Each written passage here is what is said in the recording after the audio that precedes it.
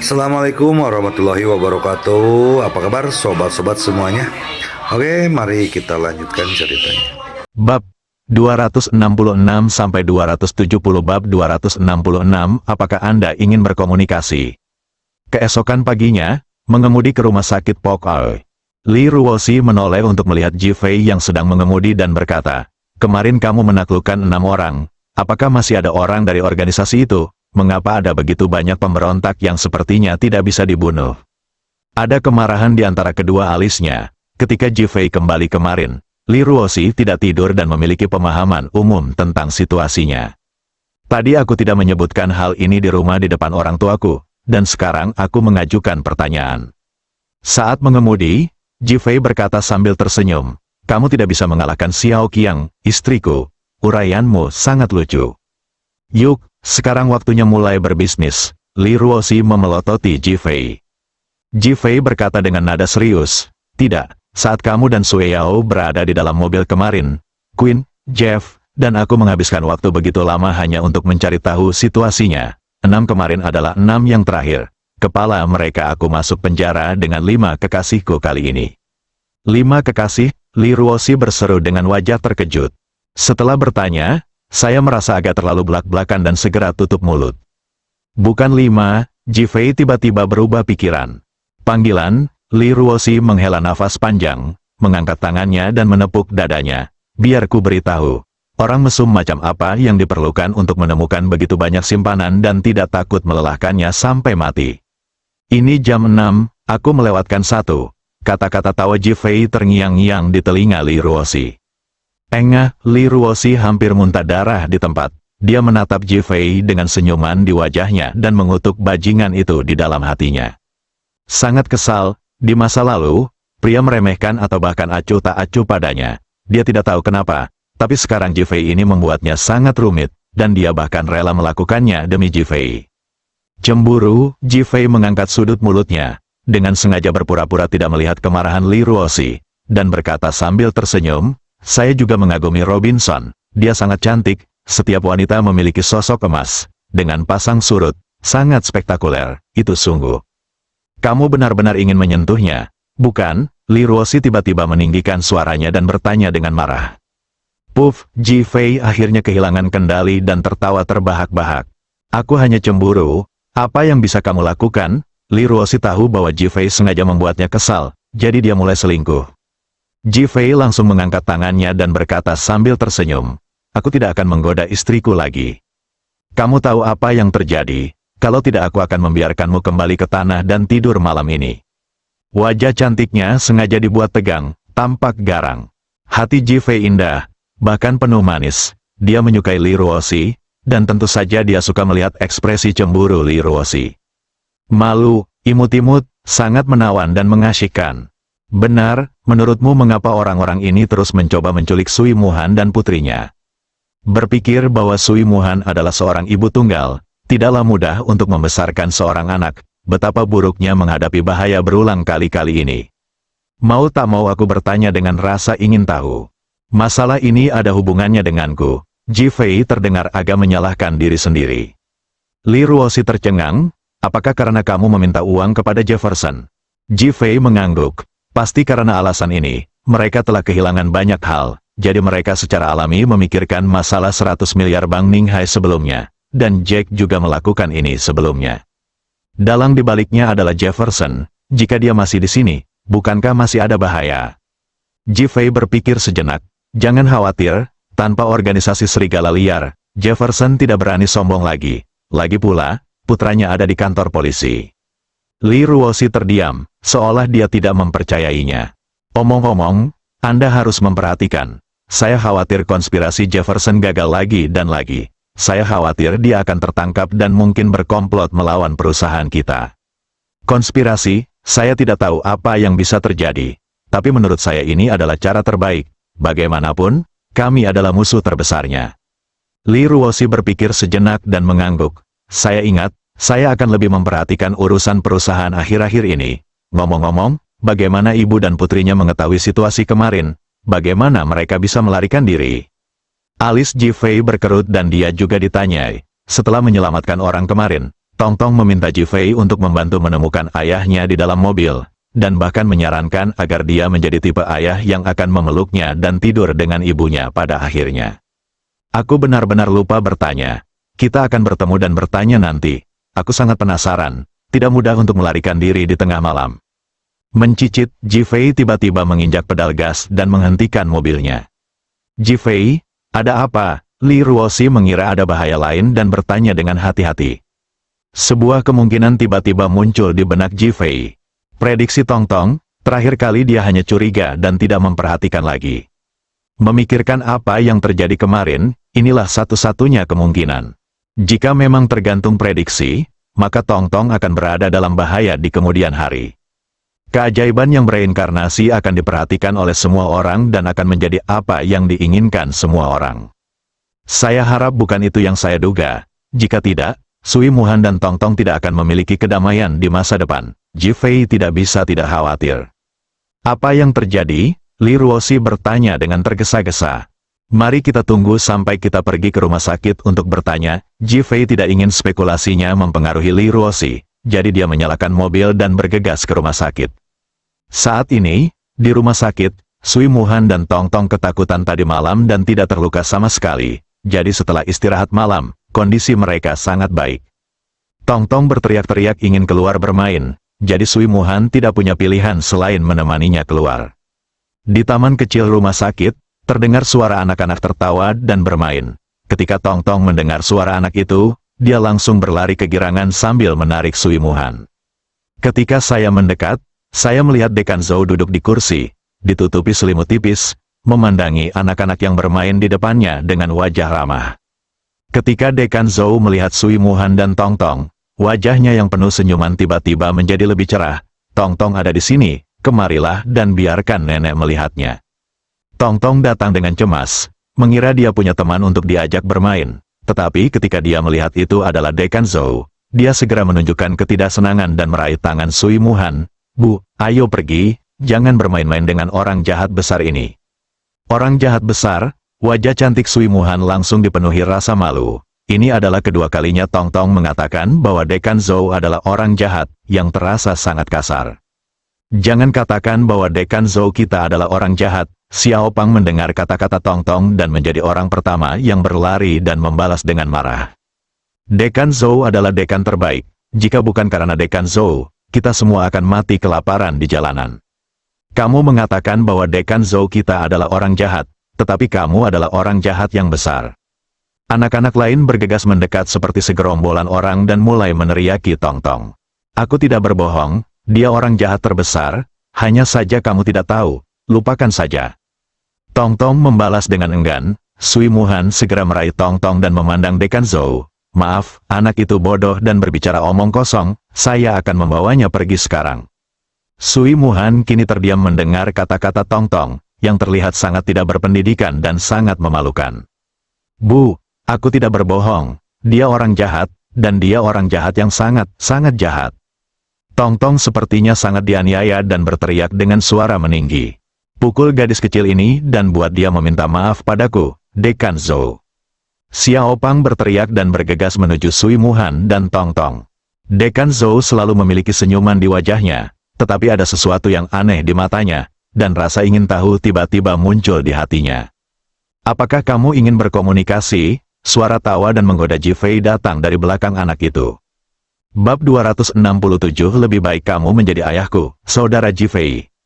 Ayah baptis, Xiao Pang dan yang lainnya berteriak ke arah suara bersamaan dengan Tong Tong. Kemudian puluhan anak berlarian berkerumun, rasa malu Sui Muhan pada adegan itu langsung mereda, dan dia menatap Ji Fei dan Li Ruoxi dengan mata bersyukur. Ayah baptis, mereka menindasku, kata Tong Tong dengan marah sambil mendorong bocah kecil gendut yang sudah memeluk kaki Ji Fei. Little Fatty menggoyangkan pantatnya yang gemuk, mencoba mendorong Tong Tong menjauh. Tong Tong marah dan cemberut. Ini ayah baptisku, kamu tidak boleh memeluknya. Ini saudaraku Ji Fei, jawab Xiao Pang tidak yakin. Ayah baptisku, cium aku, kakak Ji Fei, cium aku. Kedua pria itu terus berdebat dengan keras. Tong Tong, berhentilah berdebat. Sui Muhan berjalan cepat. Ji Fei memandang Sui Muhan, yang mengenakan gaun rumah sakit kotak-kotak, Meski sosok cantiknya tidak terlihat, pesona dewasa dan perasaan asmara yang kuat pada tubuhnya tetap membuat orang bersemangat. Dan rambut yang digulung santai dan dijepit dengan jepit membuat leher seputih salju itu semakin putih, bagaikan angsa putih yang angkuh. Sekali lagi aku kagum pada mahakarya Tuhan dalam hatiku. Sedikit gendut, jangan berdebat dengan Tong-Tong. Dekan Zhou mengambil selimut tipis dan berdiri perlahan. Li Ruoxi dengan cepat berlari dan mengulurkan tangan untuk membantu Dekan Zhou. Dekan Zhou tersenyum dan mengangguk, kamu segera datang dan tertawa. Li Ruoxi juga memiliki senyuman di wajahnya, seolah-olah dia melihat anak laki-laki berusia 8 tahun yang merupakan teman sekelas yang baik di satu saat dan menjadi musuh yang marah di saat lain. Xiao Pang dan Tong-Tong masih saling mendorong, tak satu pun dari mereka mau menyingkir. Ji Fei tersenyum dan berjongkok, sedikit gendut, tidakkah kamu ingin menjadi pria seperti kakakku? Xiao Pang menggelengkan kepalanya dengan cepat, saya kira begitu. Kalau begitu, lebih toleran terhadap gadis kecil itu, Ji Fei mengangkat tangannya dan menyentuh kepala kecilnya. Xiao Pang masih ingin berbicara, tapi segera menenangkan diri dan memandang Tong-Tong, saya pria yang jantan, dan saya tidak sepengetahuan Anda. Setelah itu, lari, Tong-Tong langsung melompat ke arah Ji Fei, melingkarkan tangannya di leher Ji Fei, dan menatap Xiao Pang, ini ayah baptisku.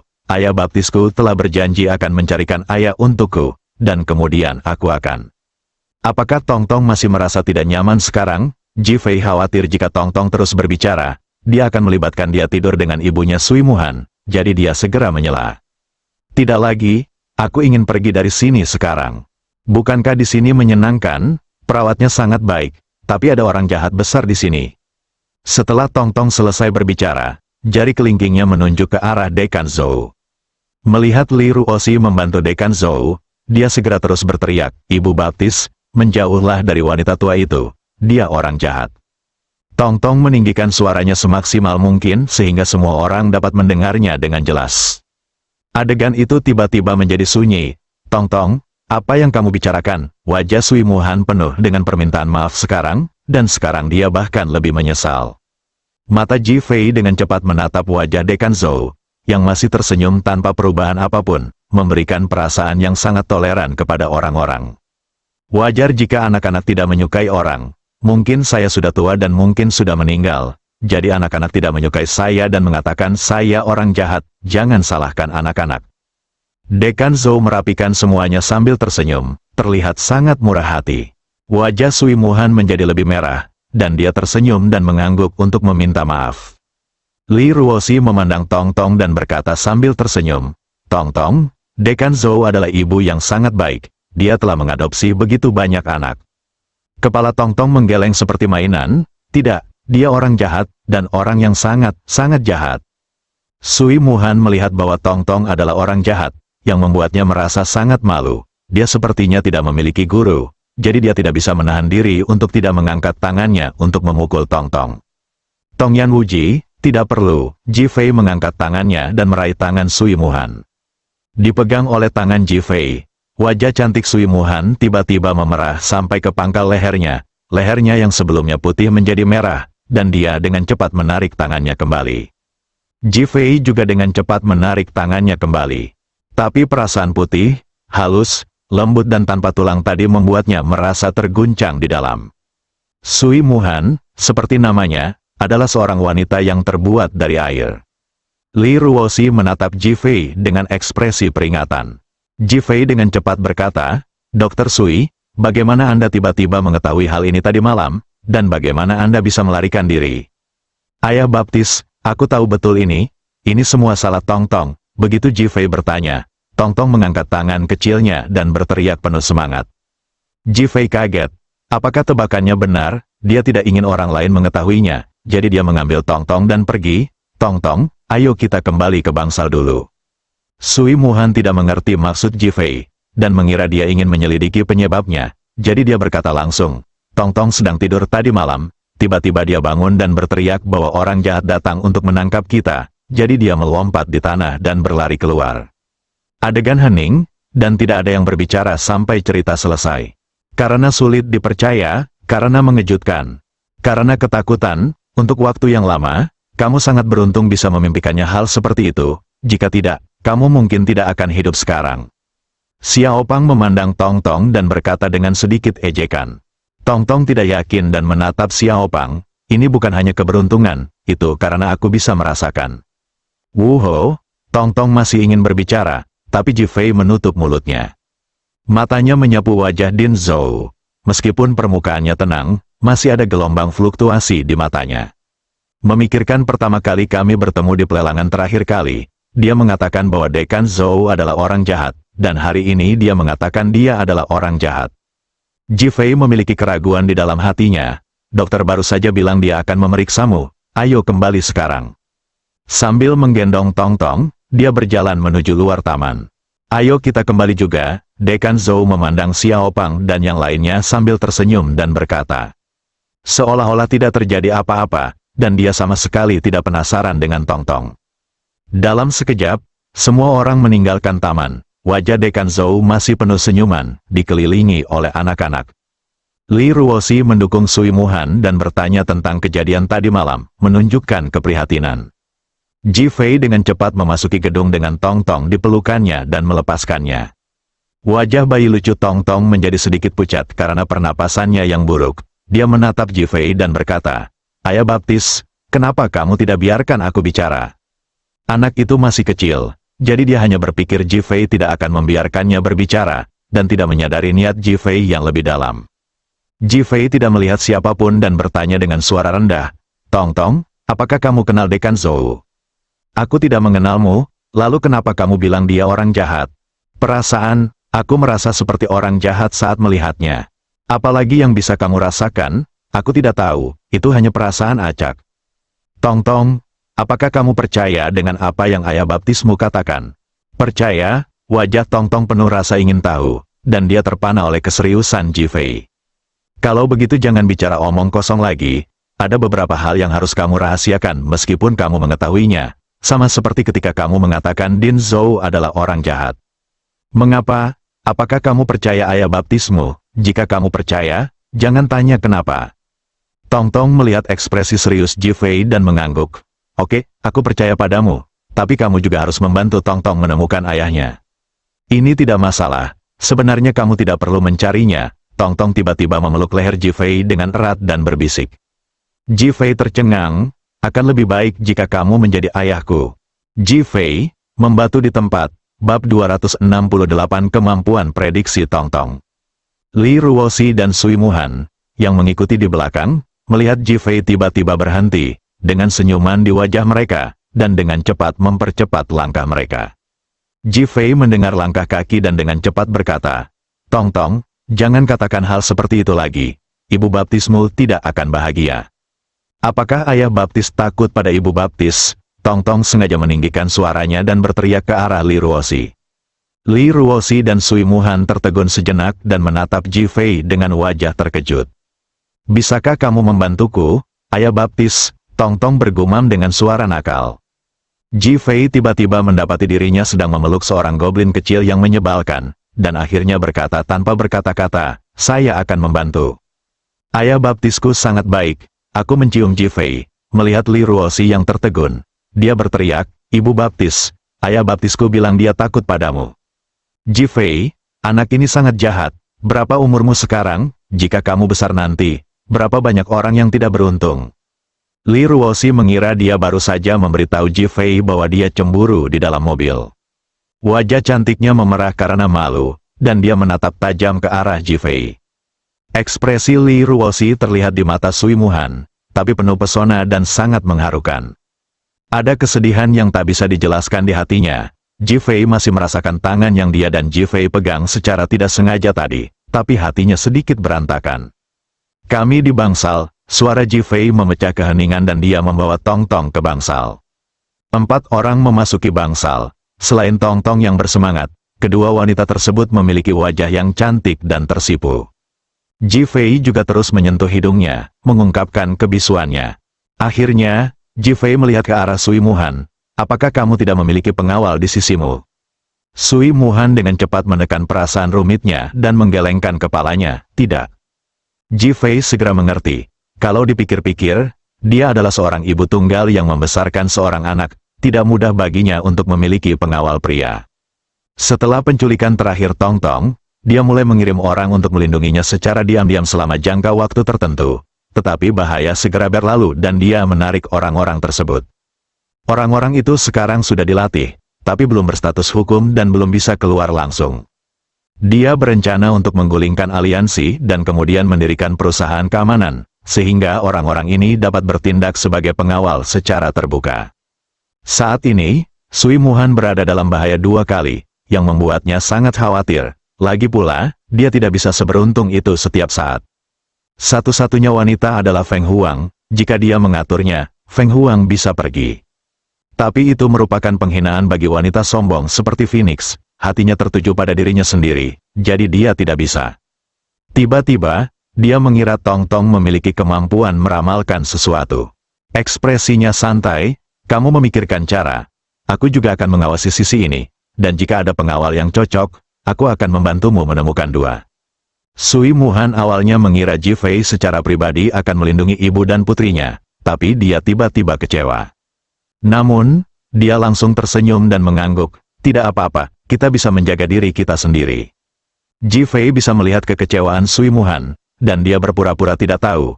Jika Tong Tong melakukan hal seperti tadi malam lagi di masa depan, kamu harus percaya bahwa dia tidak akan berbohong kepadamu. Penekanan khusus, nasihat khusus, Sui Muhan awalnya ingin menyangkalnya, tapi akhirnya mengangguk. "Aku tahu." Li Ruoxi memandang Ji Fei, "Apakah kamu tidak memiliki kandidat yang cocok, bantu lindungi Direktur Sui?" Ji Feixin berkata bahwa orang yang paling cocok adalah dirinya sendiri, tapi bagaimana dia bisa pergi? Wanita seperti Sui Muhan adalah sejenis racun bagi pria. Sangat cantik, sangat menawan, sangat menawan. Biarkan aku melihatnya. Ji Fei tidak langsung menolak. Setelah mengobrol dengan mereka sebentar, dia mengambil kesempatan itu untuk pergi, meninggalkan ibu dan anak perempuan Li Ruoxi dan Sui Muhan. Di dalam kantor Phoenix, Raja Naga, Feng Huang dan Xiao Laoqi berdiri dengan hormat di depan Ji Fei.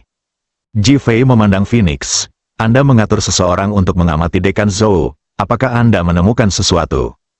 Phoenix menggelengkan kepalanya. "Tidak. Untuk dapat mengetahuinya, saya secara khusus membuka kamarnya ke kamar anak sehingga dia tidak memiliki rahasia di rumah, dan pada saat yang sama mengirim orang-orang yang mampu untuk mengamati secara diam-diam."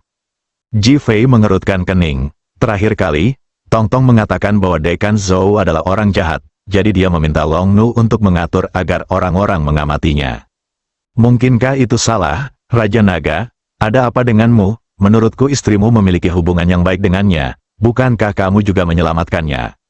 Phoenix bertanya dengan cemberut. "Apakah kamu percaya bahwa manusia mempunyai kemampuan untuk memprediksi sesuatu?"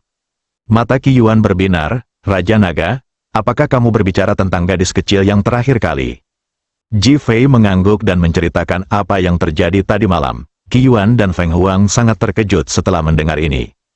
Tidak apa-apa jika dia mengatakan bahwa anak itu berbicara omong kosong selama pelelangan terakhir, tetapi dalam kasus ini, dia sebenarnya menyelamatkan nyawanya sendiri. Organisasi serigala liar seharusnya sudah lama mati.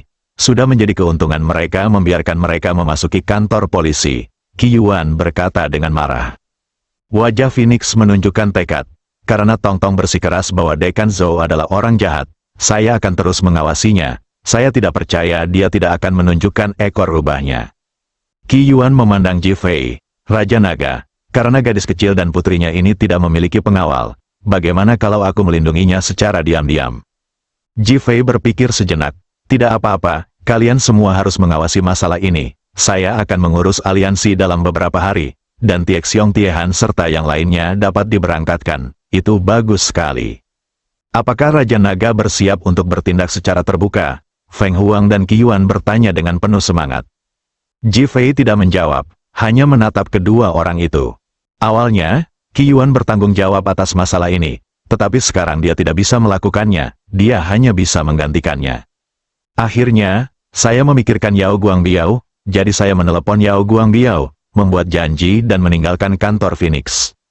Dia hendak segera meninggalkan rumah sakit ketika dia tiba-tiba menerima telepon dari Li Ruoxi, memintanya untuk pergi ke bangsal Dekan Zhou. Ji Fei menekan rasa penasarannya dan pergi ke bangsal dengan berpura-pura acuh tak acuh. Ketika Dekan Zhou melihat Ji Fei, dia berkata dengan wajah ramah, "Ji Fei, tubuhku hampir pulih sekarang. Apa menurutmu aku bisa keluar dari rumah sakit?" Ji Fei melihat wajah baik hati Dekan Zhou, dan kecurigaan yang baru saja dia ajukan sedikit lebih lemah. Dia menekan keraguannya dan berkata sambil tersenyum, "Din, kamu memerlukan dokter untuk memberitahumu apakah ini baik-baik saja atau tidak. Saya bukan seorang dokter."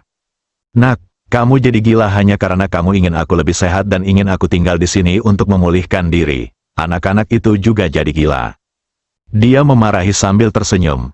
"Haha." Ji Fei dan Li Ruoxi sama-sama tertawa.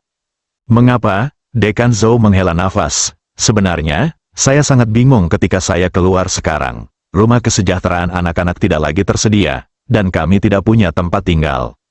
Dia tampak kesepian dan sangat sedih. Li Ruoxi memandang Ji Fei. Saat itu mereka mengatakan bahwa pemerintah akan memberi mereka tanah dan mereka akan bertanggung jawab atas pembangunan dan dekorasi. "Kami bertanggung jawab atas ini." Ji Fei memandang Dekan Zhou dan berkata langsung, "Terima kasih atas kerja kerasmu. Menurutku jika keluarga Ji memiliki roh di surga, mereka akan sangat senang melihat semua ini." Dekan Zhou menatap Ji Fei dan berkata sambil tersenyum. Ji Fei menekan perasaan rumit di dalam hatinya. "Sayang, ayo kita kembali dan belajar bagaimana menyelesaikan masalah ini." Li Ruoxi juga sedang memikirkan masalah ini saat ini. "Din Zhou, ayo kembali dulu, tunggu kabar kami." "Khawatirkan saja, tapi jangan malu, ramah seperti orang tua yang baik hati." Ji Fei dan Li Ruoxi pergi, senyuman Dekan Zhou berangsur-angsur mengeras, dan kemudian mulai berubah. Aneh, Ji Fei berjalan ke pintu dan tiba-tiba berbalik. Dekan Zhou terkejut dan dengan cepat memaksakan senyum. Ji Fei tersenyum dan melirik, keraguan kembali muncul. Bab 269, Peluang Perekat bertindak cepat di dalam hotel. Jefferson sedang duduk di sofa kulit yang lembut, mengenakan jas dan sepatu kulit, serta berkacamata. Ada kegugupan yang tak terlukiskan di matanya. "Hanya itu?" tanyanya sambil memandang sekretaris di sebelahnya yang baru saja melapor. "Itu saja, kemarin, semua orang di organisasi Serigala Liar dimusnahkan. Sekarang kita tidak tahu apakah mereka akan merekrut kita atau apa yang akan terjadi." Jessica, sekretaris berambut pirang, memiliki sedikit kekhawatiran di matanya. Jefferson sedang duduk di sofa. Kulit lembut di bawah pantatnya sepertinya ditutupi dengan pisau tajam, yang membuatnya merasa tidak nyaman. Kesunyian, ruangan itu menjadi sunyi senyap. Setelah 3 menit, Jefferson perlahan mengangkat kepalanya dan berkata, "Ayo pergi sekarang." Tubuh Jessica sedikit gemetar, dan tanpa sadar dia mengangkat tangannya untuk mengatur kacamatanya. "Ketua, jika kita mundur sekarang, itu akan membuktikan bahwa rencana penyelamatan Tuan Jack telah gagal." Mata Jefferson menunjukkan kesedihan. "Jika kita masuk, tidak ada yang bisa menyelamatkannya."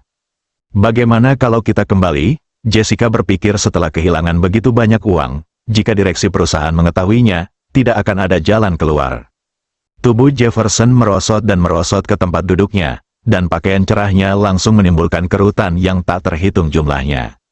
"Didi," tiba-tiba, ponsel Jessica berdering. Saat dia melihat nama Huo Haiyan terpampang di ponselnya, dia segera berkata, "Ketua, Huo Haiyan, ketua grup Peko Distrik Longguo, menelepon." Huo Haiyan, Jefferson tiba-tiba teringat bahwa ini adalah bidak catur yang dia buat sebelum dia datang, tetapi dia tidak pernah mempercayainya. Lurus tanpa menggunakan tangan, Jessica menekan sambungkan dan menyalakan speaker ponsel. "Halo, Ketua, saya Huo Haiyan," nadanya penuh hormat dan sopan. Jefferson duduk tegak, menekan rasa panik di hatinya, dan menarik napas dalam-dalam. "Huo, bagaimana penempatanmu?" Huo Haiyan di sisi lain tidak mengetahui kesulitan Jefferson saat ini, dan bahkan dikejutkan oleh aura mendominasi dalam dirinya. Dia segera berkata, "Ketua, sesuai dengan pengaturan Anda, saya telah meminta Dong Hefei, manajer penjualan grup PIK cabang Longguo, untuk memasuki pasar bahan bangunan di kota Ninghai. Mengandalkan perekat kerja cepat terbaru kami akan melakukannya bekerja sama dengan perusahaan bahan dekorasi Zhengyang. Bahan-bahan baru sedang diproduksi." Di sisi lain, Mu Yu, manajer hubungan masyarakat grup PIK cabang Longguo, kini telah berhasil menunjuk Sekretaris Jenderal Yao Guangbiao, Presiden Kamar Dagang Pasar Bahan Bangunan Ninghai, dan telah memenangkan kepercayaan Yao Guangbiao. Sekarang kita tinggal menunggu kesempatan. begitu kesempatan itu datang, kedua bidak catur gelap itu akan bekerja secara bersamaan dan akan langsung memberikan pukulan yang fatal. Jefferson yang sudah terlanjur kecewa bahkan putus asa mendengar kata-kata tersebut, matanya tiba-tiba berbinar, badannya tegak, dan diliputi gairah yang tak terhingga. Bagus, bagus sekali, Huo, kamu sangat mampu, dan aku sangat puas dengan apa yang kamu lakukan. Biarkan mereka tetap bersikap low profile dan menunggu pengaturan terbaruku. Setelah ini selesai, aku akan memberimu 3 hadiah besar. Kegembiraan Jefferson terlihat jelas. Huo Haiyan di sisi lain juga sangat senang saat mendengar janji Jefferson. Ketua, saya telah berjanji bahwa setelah sukses, Mu Yu akan menjadi wakil ketua dan Dong Hefei akan menjadi manajer umum. Ya, itu sangat mungkin, saya juga akan memberi Anda hadiah uang. Setelah Jefferson membuat beberapa pengaturan dan instruksi kepada Huo Haiyan, dia menutup telepon. Jefferson, yang tadi terlihat murung dan hendak melarikan diri seperti anjing tersesat, tiba-tiba menegakkan punggungnya dan menunjukkan kegembiraan di wajahnya. Wajah Jessica penuh dengan keterkejutan, dan wajah putus asanya dipenuhi dengan kehidupan. Ketua, apa yang harus kita lakukan sekarang? Jessica diam-diam selalu menyukai Jack, jadi dia paling khawatir untuk menyerah sekarang, dan Jack mungkin benar-benar tamat. Sekarang, akhirnya melihat harapan, dia merasa seolah-olah dia telah diberi suntikan darah dan dipenuhi dengan kegembiraan. Sekarang kita membutuhkan kesempatan yang cocok untuk menggunakan kedua bagian ini, kata Jefferson sambil berpikir. Dikatakan bahwa pada pesta koktail grup Bai Hua terakhir kali, Yao Guangbiao meminta pemasok bahan saat ini untuk memasok bahan bangunan dengan setengah harga. Ini adalah peluang bagus. Jessica membuat laporan khusus kepada Jefferson atas informasi yang dikumpulkannya. Masalahnya adalah situasinya mendesak sekarang. Harus ada peluang yang cocok agar perekat yang bertindak cepat ini bekerja dan memberikan pukulan fatal kepada grup Li baru sebelum mereka menyerah atau bahkan menjatuhkan mereka. Ada raut pemikiran dan kesulitan di wajah Jefferson. Jessica terdiam, ini kuncinya, tapi belum ada cara yang cocok. Ponsel Jefferson tiba-tiba berdering. Ketika dia melihat notifikasi konferensi video, ekspresinya berubah drastis dan dia tidak bisa menahan untuk tidak mengutuk. Melihat Jessica, kamu keluar dulu, tidak ada yang diizinkan masuk tanpa izinku. Jessica segera setuju untuk pergi, dan Jefferson mengenakan topeng, menekan tombol sambungkan, dan memasuki ruang konferensi video. Ruang konferensi sepi, yang membuat suasana semakin menyedihkan. Jefferson bisa melihat kegembiraan di mata semua orang melalui topeng mereka.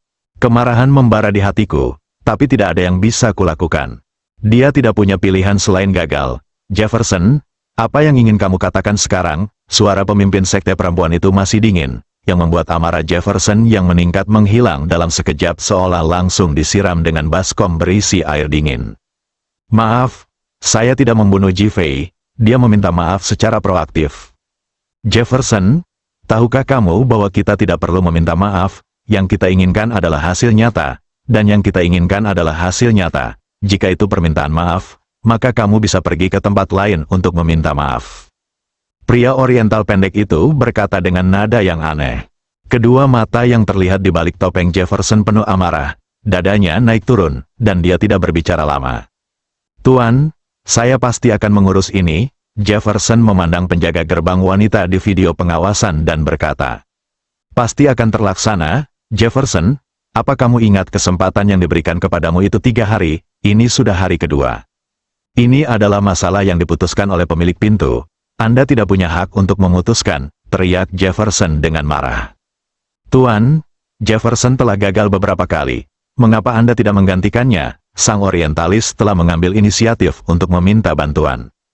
Penjaga pintu wanita tidak langsung berbicara, tetapi menatap ke arah Jefferson.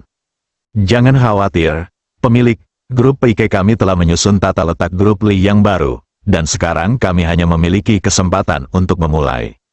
Jefferson merasakan krisis tersebut dan menceritakan rencana tindakan Huo Haiyan bersama-sama. Adegan itu menjadi sunyi, dan semua orang melihat ke arah penjaga pintu wanita. Cahaya terang tiba-tiba muncul di mata pemimpin sekte wanita. Saya akan mengatur seseorang untuk memberi Anda kesempatan ketika perekat digunakan. Bersiaplah di sisi Anda, saya. Patah, ruang konferensi tiba-tiba terputus. Jefferson dan yang lainnya tampak bingung. Sepertinya ada keadaan darurat yang serius. Bab 270 Masa Konstruksi. Rumah sakit Pok Oi, di bangsal Dekan Zhou, Xiao Pang tiba-tiba berlari keluar dari ruang belakang. Din Zhou, saya harus ke toilet. Dekan Zhou menghadap dinding, dengan punggung menghadap Xiao Pang, tanpa menoleh, dan berkata dengan suara dingin, cepat pergi, saya sedang melihat sesuatu di sini. Pria kecil gendut itu berlari menuju toilet sambil memegangi perutnya. Dekan Zhou segera mulai mengemas barang-barang di depannya. 3 menit kemudian, Xiao Pang keluar dari toilet dan melihat ke arah Dekan Zhou yang telah kembali ke tempat tidur. Din Zhou sedikit terkejut, dengan senyuman di wajahnya. Saya baik-baik saja, pergilah dan istirahat. Oh, Xiao Pang mengangguk dan menatap Dekan Zhou dengan keterkejutan di matanya. Dekan Zhou yang baru saja berbicara dengannya membuatnya merasa kedinginan, dan bahkan sedikit takut. Tapi Dekan Zhou di depannya memandang orang-orang dengan ramah. Sampai dia mencapai pintu, Xiao Pang tidak bisa menahan diri untuk tidak melihat ke belakang. Dekan Zhou kebetulan melihatnya. Wajahnya masih baik, tetapi Xiao Pang merasa sangat tidak nyaman dan segera berlari ke ruang belakang. Din Zhou melihat ke pintu ruang yang terhubung, dan ekspresi tak terlihat melintas di wajahnya. Dia mengeluarkan ponselnya, menemukan nomor Li Ruoxi, dan memutar nomornya. Saat ini, Li Ruoxi sedang mengadakan pertemuan di ruang konferensi, dan berbagai departemen menyampaikan pendapat dan sarannya mengenai pembangunan rumah kesejahteraan anak. Namun, semua orang akhirnya mencapai kesimpulan dengan suara bulat bahwa itu akan memakan waktu paling cepat 1 bulan. Li Ruoxi sedang berpikir keras ketika teleponnya tiba-tiba berdering. Melihat bahwa itu adalah Din Zhou yang menelepon, dia segera menjawab panggilan itu. Ruoxi, seberapa cepat kamu bisa membangun rumah kesejahteraan anak-anak? Suara ramah Dekan Zhou terdengar. Namun, ada kekhawatiran dan kecemasan. Ekspresi Li Ruoxi sedikit berubah. Din Zhou, saya sedang rapat dan saya hanya meminta pendapat semua orang. Bagaimana kabarmu? Apakah kamu punya petunjuk? Nadanya penuh harapan. Li Ruoxi tampak menyesal, ini akan memakan waktu paling cepat 1 bulan. Sudah lama sekali, saya melihat anak-anak sepertinya menderita sesak napas di sini, dan si kecil gendut perutnya tidak enak, saya pikir akan lebih cepat. Nada kekecewaan yang kuat membuat Li Ruoxi merasa sangat tidak nyaman. Din Zhou, saya akan memikirkan solusinya. Ya, alangkah baiknya jika bisa lebih cepat. Li Ruoxi menutup bibirnya 2 kali dan berkata, Dekan Zhou, bahan bangunan membutuhkan waktu, terutama semen. Jika tidak dikeringkan secara menyeluruh, banyak aspek proyek tidak dapat diakses. Ya, saya mengerti. Hei, Ruoxi, jangan malu. Din Zhou tampak sangat menyesal dan perlahan menutup telepon. Hal ini membuat hati Li Ruoxi terasa seperti disentuh. Dia mendengarkan sinyal sibuk di teleponnya dan tidak berbicara untuk waktu yang lama. Para manajer di ruang konferensi tidak tahu apa yang sedang terjadi, dan mereka semua memandang Li Ruoxi, menunggu instruksinya. Mari kita tunda rapatnya, mari kita pikirkan masalah ini saat kita kembali. Jika memungkinkan, kita bisa mencari solusi praktis, saya harap ini bisa diselesaikan. Li Ruoxi keluar dari ruang konferensi sambil memegang folder itu. Manajer lainnya pergi satu demi satu setelah sekian lama.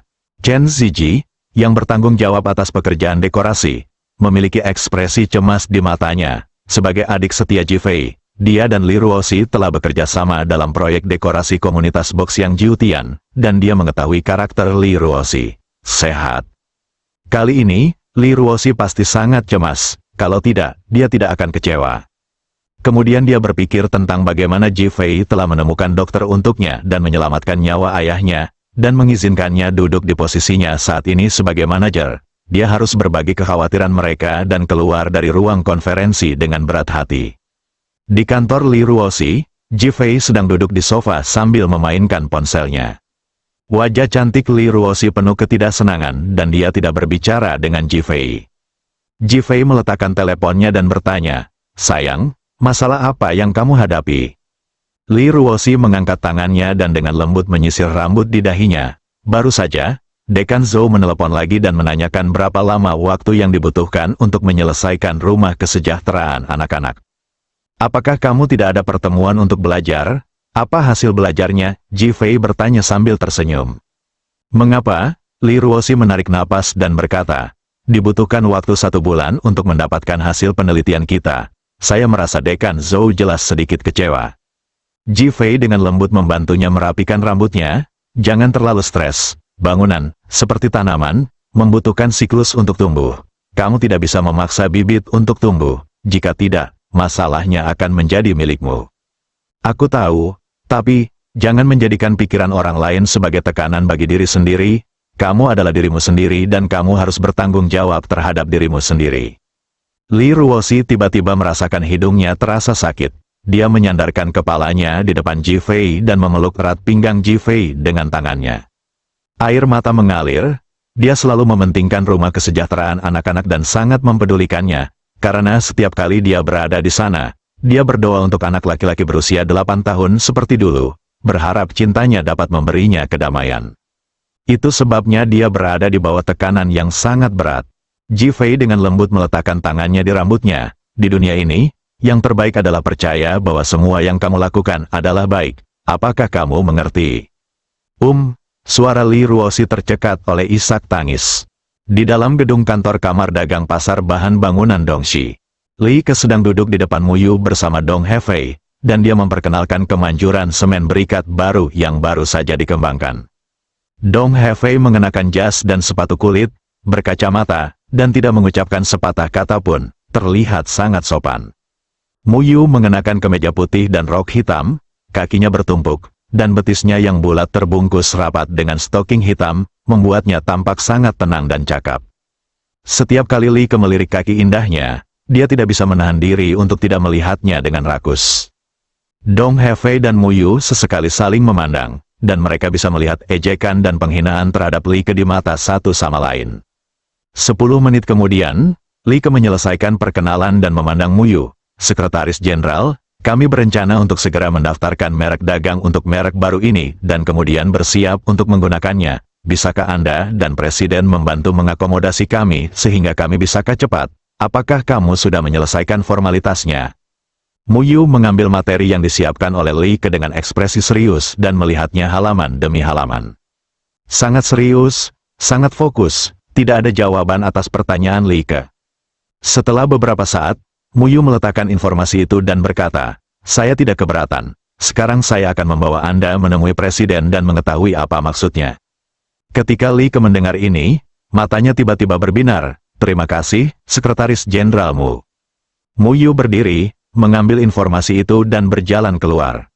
Li Ke mengikuti di belakang, dan Dong Hefei berjalan di ujung, menjaga jarak dari Muyu. Ketiga orang itu berjalan menuju kantor Yao Guangbiao. Saat ini, Yao Guangbiao sedang menjawab telepon. Jika Chen Ziji tidak memenuhi syarat untuk meneleponnya di masa lalu, semua orang tidak berada pada level yang sama. Tapi sekarang Chen Ziji adalah tangan kanan Ji Fei, dan Yao Guangbiao memandangnya secara berbeda, jadi dia bisa menghubunginya secara langsung. Setelah mendengarkan cerita Chen Ziji tentang masalah Li Ruoxi, Yao Guangbiao mengerutkan kening. Masalah adik iparnya adalah masalahnya. Tunggu kabarku, aku akan menggunakan kontakku untuk bertanya kemana-mana. Terima kasih, Presiden Yao, kata Chen Ziji dengan sopan. Yao Guangbiao menutup telepon dan Muyu mengangkat tangannya untuk mengetuk pintu. Bersambung.